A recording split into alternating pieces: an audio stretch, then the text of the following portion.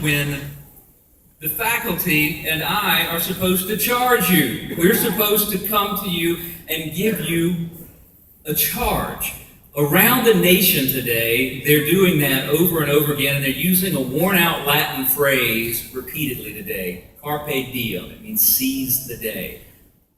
They're telling people that the way that you're going to be judged, to find out whether you're truly a success, is how well your stock portfolio looks, how your bank account looks in about 20 years, the car you drive, the spouse you marry, the house you live in. Those are the things that they want to tally at the end to say, did my life matter?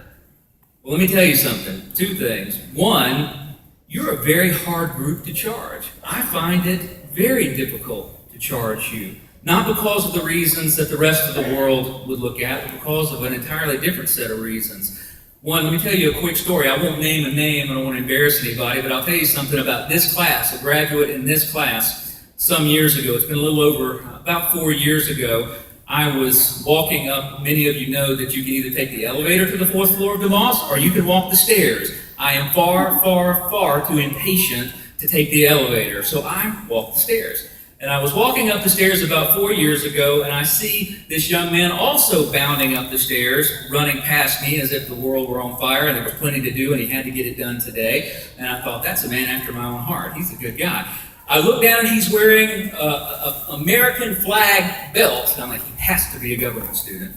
So I stopped him and I talked to him for just a moment and asked him, what are you doing? Is your freshman year? What degree program are you in? He said, politics and policy. And I said, well, why did you choose politics and policy? And he said, because I want to change the world.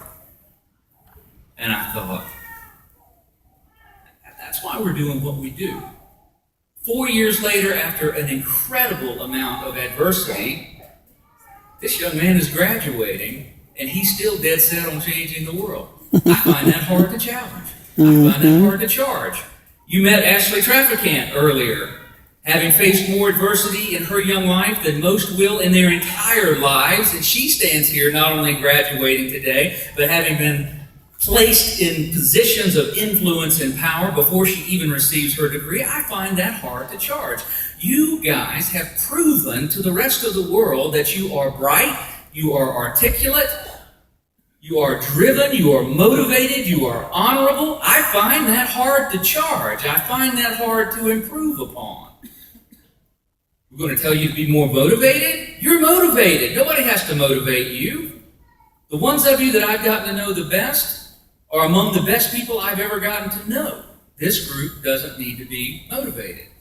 So what I thought I would do is try to take just a minute to invest much more deeply, because you're going to be a success. I have every faith that you're going to be a success. I don't think you can help but be a success.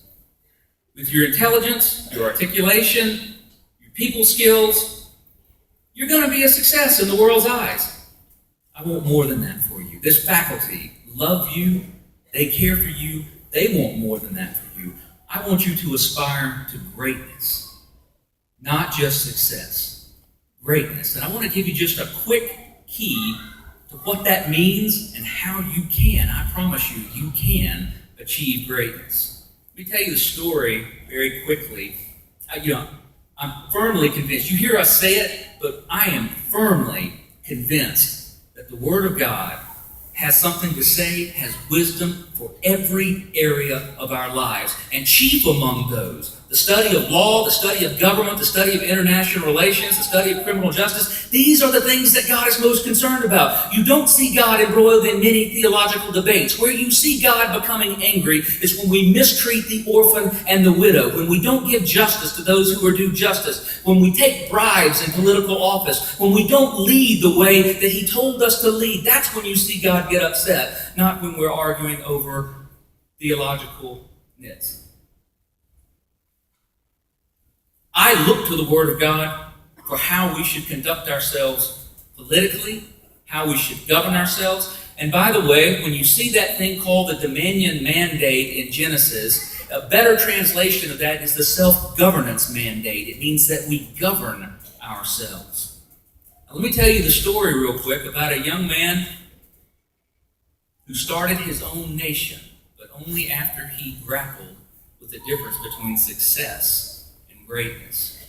We've all heard the story of Abraham, Isaac, and Jacob, and there's a really neat thing that happens in Abraham's life. There's a place, when Abraham comes to a place called Hebron, and Abraham's a really smart guy.